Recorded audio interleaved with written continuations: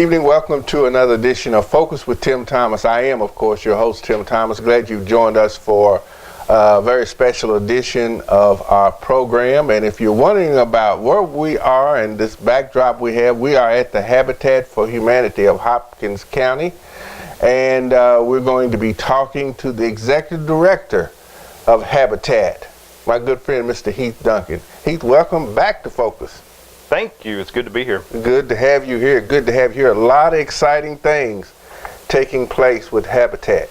It is busy time for us. We are busier than we've ever been. We're building more houses than we've ever built, and it's a little wild around here, but it's good. It's good. Very good. Well, I tell you, kudos to you and your staff, and because the upswing in Habitat, what has been taking place over the past several years, has just been phenomenal.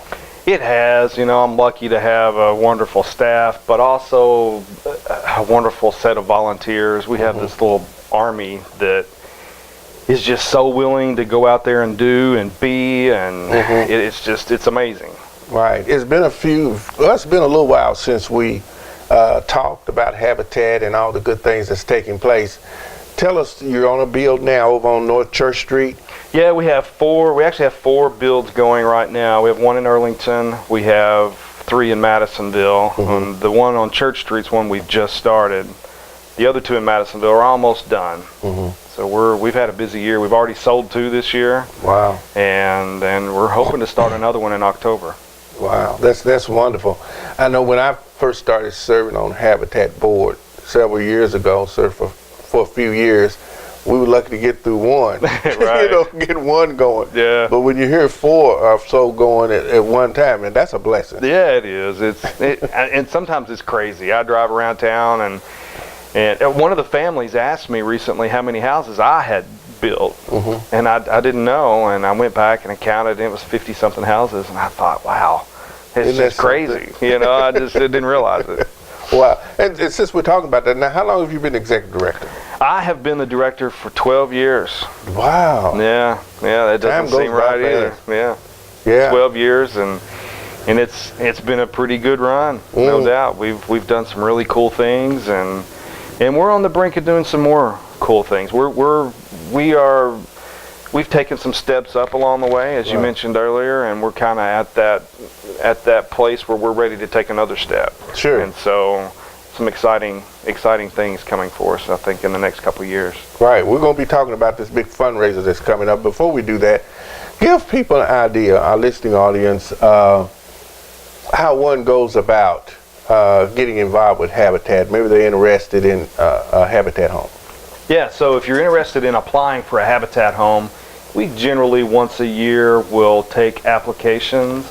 That typically has happened in the fall. We're actually going to move that to the spring in 2019. We will advertise that at the bowling alley. We'll advertise that on Facebook and a few different places. And we have what we call a pre-screening brochure. And that brochure will allow families to come in and just fill out really a small form that will kind of point us in the right direction. We'll do a credit check, and we'll answer a few questions on that before we get to the big application. And really from there, if they kind of get through that, then we do the big application, and we'll have a workshop and volunteers that will help them fill that out, and then eventually they'll go before the board and we'll vote. So that's generally, if you're interested in housing, that's kind of how we do it. Once a year we'll have an application period, and it's usually either in spring or fall. So when we get to those seasons, if nothing else, you can just call us. And, sure. And we'll let you know. But we'll advertise on Facebook also. Well, I think for those that's listening, I think it's worthwhile to you may know someone, or you yourself may want to apply or go about seeing how to apply for one. So we encourage you to do that. Yeah, that's right. Yeah. Habitat all over the nation has been such a blessing to people. And researching it, I'm finding it where it is really growing across the nation. Yeah, it is really, even around the world. Habitat International is based out of Georgia, and it really is amazing the impact that not just here in Hopkins County, but around the world. Habitat is in the United States, we're a top 10 builder, which is crazy. Yeah. You know, we're a nonprofit but of all the people in the affordable housing world, of all the companies, Habitat's top 10. We're actually top 10 in the world. And that's pretty impressive. And that is all due to good leadership, but also all those communities have come together in Hopkins County or in Georgia or California or wherever it is for their local affiliate and have tried to make a difference in their community. And when you put all those communities together, I mean, you can really make a difference in the world. Habitat's mission is to eliminate substandard housing throughout the world. Now that's a bold mission. Maybe one we'll never achieve, but it's still the goal, and that's something that we reach for every day. And I think that's part of the reason why we've been so successful. That's no is not really an answer for us. Habitat has also been a leader in when green building was really popular. We were a leader in that. Energy efficiency. We build our houses above and beyond the minimum building code. Our houses are simple, decent, and affordable, but they're very practical. The house we're building on Church Street will have an HVAC system in it that is top of the line, state of the art. Now the house doesn't have a lot of bells and whistles otherwise. It's pretty simple. It's all painted one color, but the function of the house is incredible. Yep. Which we're proud of. Sure. How does one go about acquiring the land for building these homes? Land comes to us in several different ways. We do get some property donated.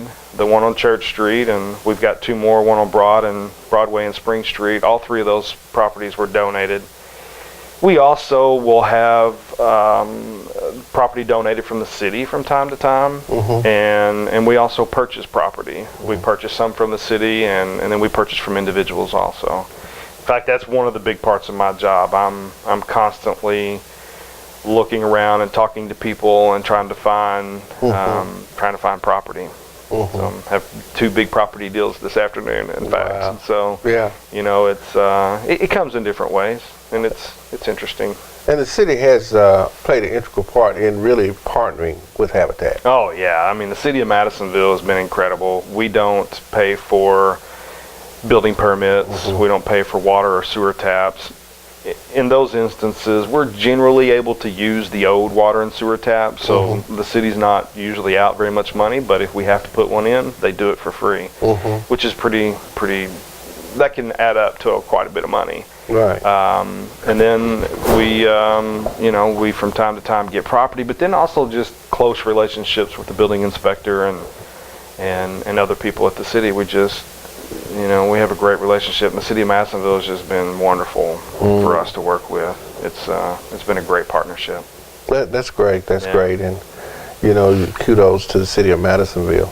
And it makes it good too when you can spread out through Hopkins County.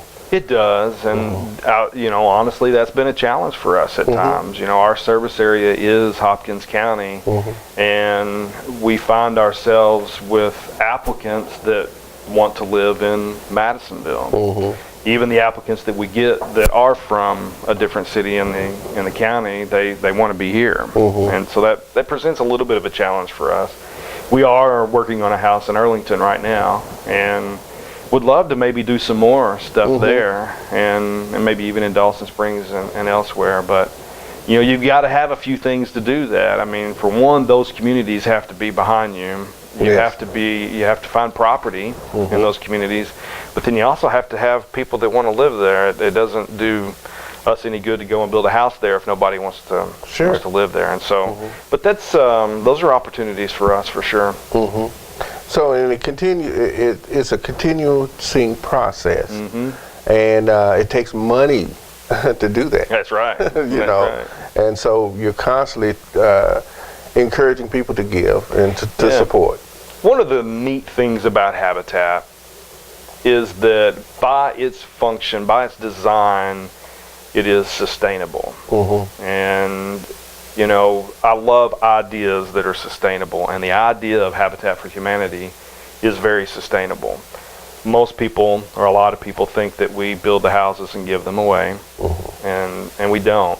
one of the unique things about Habitat for Humanity as a nonprofit is that we have income. And so Habitat is the construction company, obviously. We see that. We're the do-good people. We're the human service organization. But we're also the bank. And so each of these houses that we build, we sell at a no-interest mortgage. And so that means we have income like a bank. Now, we're not like a bank in that we charge an interest rate and we can make more money, but we do have some income that comes back into the program that we then use to build another house and another house and another house. And so from the top, we have a model that is sustainable. It's something that can be repeated over and over again, which is wonderful. But unfortunately, in almost every community, even in the United States, the need is greater than that. And so in order to do more houses, the 4 houses, 5 houses, 6 houses, we need more money than what those mortgages generate. And we do that in several different ways. And we call that here resource development. And that's the trick, is how do you raise the rest of that money? And so that comes in a few different ways. For us, we have almost a $600,000 a year budget, and we need to raise money to build 4 to 6 houses a year. We get that in mortgage income. We have what we call a restore. A lot of the viewers may be familiar with the restore. A lot of the furniture you see in this room was donated to us, and we can either keep it and use it, or we can sell it in our store, and we use that money to go back into the program. That's a wonderful way to raise money without just begging for money. You know, and so people can actually come in, donate, get a tax receipt, or purchase and take a tangible product out of here. That's a wonderful fundraiser for us. We'll raise $80,000 a year from that store. Wow. And hopefully we can get some, Gwen can go back and just get some footage of the of the restore and give people an idea, because the restore itself has been in existence how long now? Since 2008. Yeah, and it has done extremely well. If you have not purchased anything from there, I encourage you to do so, because a lot of great things there. Oh yeah. At one time, my whole house was furnished with furniture that came out of the restore that my wife and I had either bought and redone, or some of it was almost new when we bought it. Just maybe a second had a scratch or something that that a local business donated. So yeah, I mean it's a wonderful resource for people like that.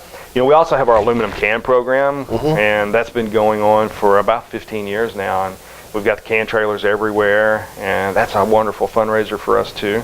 Price of aluminum has been down for a few years, but in its heyday, we would raise $15,000 a year from aluminum cans. Now we're about half that, $7,000, $8,000. But that price fluctuates, and it's actually kind of on its way back up now. Right. You know, and then I'm a grant writer, and we have over the years, over the 12 years, we've written over $1 million in grants with the help of First United Bank and the Federal Home Loan Bank of Cincinnati, and then the Kentucky Housing Corporation. And that's been a wonderful, that's really one of the things that I think has taken us to another level, is the ability to get those grants and leverage the dollars that you donate to Habitat. You know, if you donate $2, well, I can take your $2, match it with their $6, and you know, now we've got $8, and we can do even more and more and more. And then we have fundraisers. Right. And which leads me into what I really want to talk about. Sure. And that is Raise the Roof. Yeah. Which is coming up on Thursday, August the 23rd. That's right. Tell us about that. Raise the Roof has become our signature fundraiser. It's our annual event we do in August every year. And it's been great. We've raised a lot of money. We'll raise $75,000 or so, and that's a house for us. Sure. And you know, of course, I can take that $75,000 and I can leverage that with some grant money, and I can turn that into maybe 3 houses. Wow. Which is really cool. Yes. So, you know, we're very proud of that. But our Raise the Roof fundraiser is a fun event. It's not the old school dinners that we used to do. We have it at the Tech Center. It's a nice atmosphere. It's new. We have the silent auction items that you see back in the back, and so we have heavy hors d'oeuvres and mingle time while people bid on the silent auction items. And then the second half of the event, we kind of go off into a room and we sit down, and that's where we have a lot of fun. Yes. and we start auctioning off our live items. And we usually have some sort of unique auctioneer that is from the community that will help us auction off those live items, and it is a hoot. And people will buy stuff and donate it back, and then they'll fight, and it's really quite entertaining. This year we'll have the church lady from the 90s, from Saturday Night Live. She'll be there, and she is the auctioneer this year. Wow. And so we're looking forward to that we're bringing something back from the past that we think a lot of people might, people might think is funny. So we're looking forward to that, and we're really, that's kind of our focus at the moment, is that fundraiser. Well, that is all. It's always a big turnout. Yeah. And if you're, we're putting it on the screen, but if you're watching, we want to encourage you to take part in this.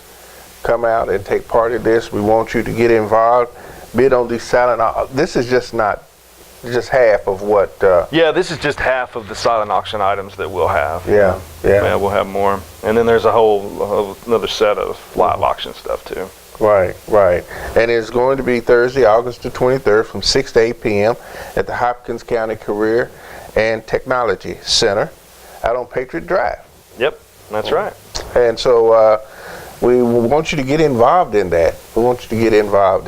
And a lot of people take part in this from Habitat. Do you have a co-chair of this? We do. The chairperson for this year is Jim McMurtry, and a lot of people remember Jim. He's with First United Bank now. What in the world is Jim McMurtry? Yeah, I don't know where I found him, but Jim is a good friend of mine for a long time, and has some experience in fundraising.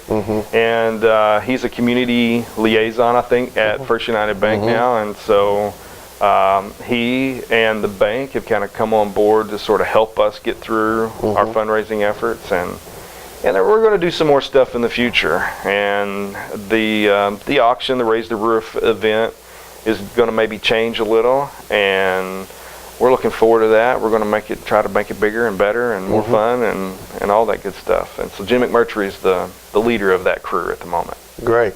And it's all about dollars, so we want to encourage people to give. That's right.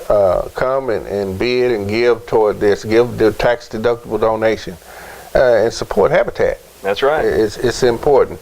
A great group of board of directors. We do. We just have the best group of people around. They're all willing to chip in and work. These baskets all came from board members and some other people also, but each board member did a basket. But really this is the easy stuff. It's the monthly board meetings and the extra meetings we have after that, the tough decisions we have to make from time to time, and it's just wonderful to have an engaged group of people that have skill, that are also passionate about the ministry of Habitat. And our board of directors fits that bill perfectly. I'm glad you mentioned that, because it is a ministry.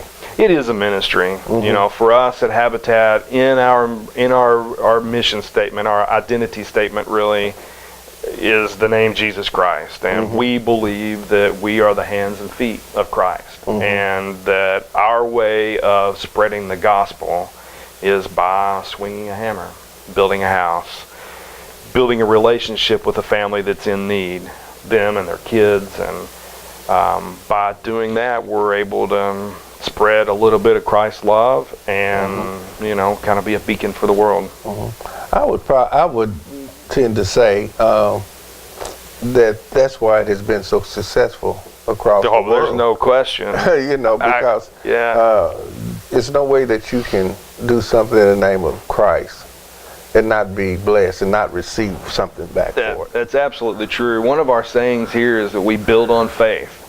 And sometimes we're not exactly sure when the money's going to come or how it's going to come. But you know what? It has always come. I've been here 12 years, but Habitat's been here over 25. And we've grown every year. No matter what. I mean, we've had challenges along the way, but even through those challenges, God found a way to open the door, to open doors for us, and it's unbelievable. When I look back now it is amazing at all the times that I can see God was at work here. Yeah, And He's really at work every day. My minister talks a lot about the faith vow.